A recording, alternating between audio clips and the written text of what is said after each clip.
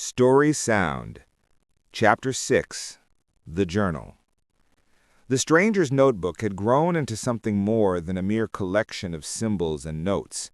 It was now a journal, a living record of discoveries, warnings, and revelations that spanned days, weeks, and months.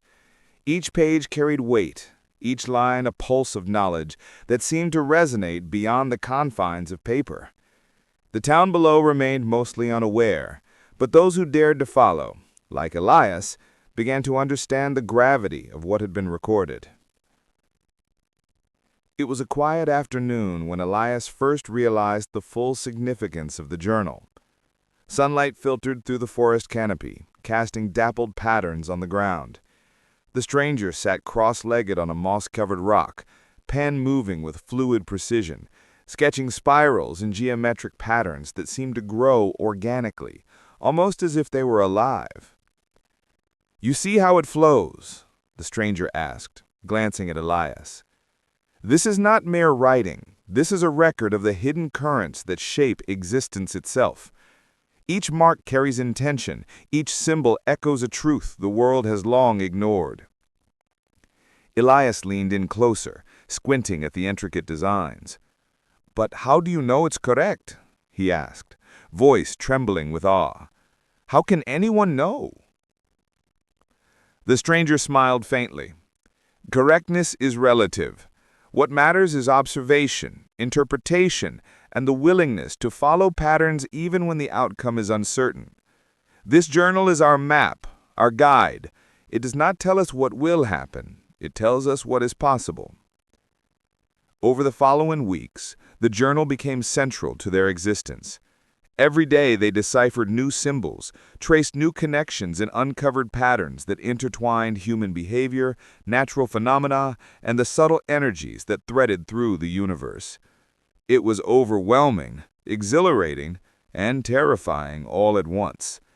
Elias often found himself staring at the pages for hours, feeling as though the symbols were reaching into his mind, urging him to see what he could not yet fully comprehend. The stranger's methods were meticulous. He recorded observations, cross-referenced events, and noted even the smallest anomalies. A fallen branch, a sudden gust of wind, or a child's strange dream, nothing escaped his attention. Everything had meaning. Everything was part of a larger tapestry. One evening, the town's quiet was broken by a distant rumble, like thunder without clouds. The stranger paused, pen hovering over the page. "Do you feel that? The resonance? It is the world responding to our observation. The journal does not merely record, it interacts, it influences, it awakens." Elias nodded, swallowing hard. He had begun to notice subtle changes around the town as well, shadows that lingered longer than they should, animals acting strangely, and people sensing a tension they could not name. The journal had become more than a personal record. It was a conduit between their understanding and the world itself. The stranger's warnings became more explicit. "We must be cautious," he said. "The knowledge we hold is dangerous in the wrong hands.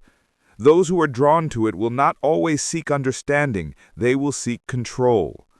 The journal must be protected, interpreted, and respected. One misstep could unravel everything." Elias felt the weight of responsibility pressing down on him. He had entered this journey as a curious boy, eager to understand the stranger and his mysterious notebook. Now he was a custodian of knowledge, a participant in a delicate balance between revelation and chaos. Every decision, every observation, every mark in the journal mattered. As the days passed, they discovered deeper layers within the journal. Patterns began to align with events in the town. Dreams, coincidences, and minor occurrences all seemed to echo the symbols on the pages. Elias realized that the stranger's obsession was not merely a pursuit of knowledge. It was a means to anticipate, to prepare, and perhaps even to guide the town through unseen currents of fate. One night, Elias asked the question that had been haunting him. "Why Ricardo this? Why not just keep it in your mind?" The stranger looked at him, eyes reflecting the flickering candlelight. Memory is fragile. Observation is fleeting. Only through recording can we understand patterns, repeat discoveries, and protect what is precious. The journal is not for me alone. It is for the future, for those who will come after, for the town that has unwittingly become part of something much larger than itself. Elias absorbed the words in silence. The weight of what they were doing was immense. He had begun to understand that discovery was not enough. Knowledge without guidance, without protection, could lead to catastrophe. The journal was a bridge between the unknown and the comprehensible, a tool to navigate the forces they had begun to awaken. As they continued their work, the town below remained largely unaware of the profound events unfolding in the forest. But occasional glimpses of the stranger's figure, notebook in hand, left impressions on those who saw him. Children whispered tales of the man who could see the unseen. Elders muttered warnings about meddling with forces beyond comprehension. And a few bold souls tried, unsuccessfully, to observe him closely. The journal, ever expanding, became a testament to the delicate dance between knowledge and responsibility. It was filled with sketches, annotations, and symbols that could drive the unprepared to madness. But for those who understood its rhythms, it offered insight, clarity, and a connection to the hidden structures of existence. One morning, the stranger and Elias sat in silence, staring at the notebook. The pages were thick, the symbols intricate, and the patterns almost sentient. Elias finally spoke. "Do you think anyone else could understand this?" The stranger shook his head slowly.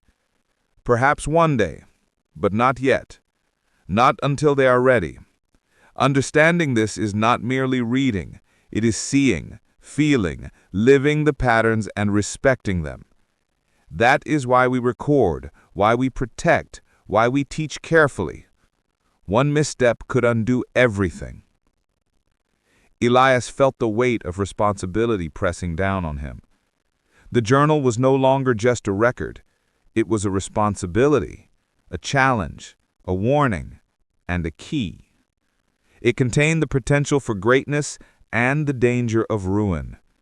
And as he traced the lines of symbols across the pages, he realized that their journey had only just begun. The journal had become more than a collection of marks on paper. It was a living map, a testament to the obsession, discovery, and vigilance that defined the stranger's existence.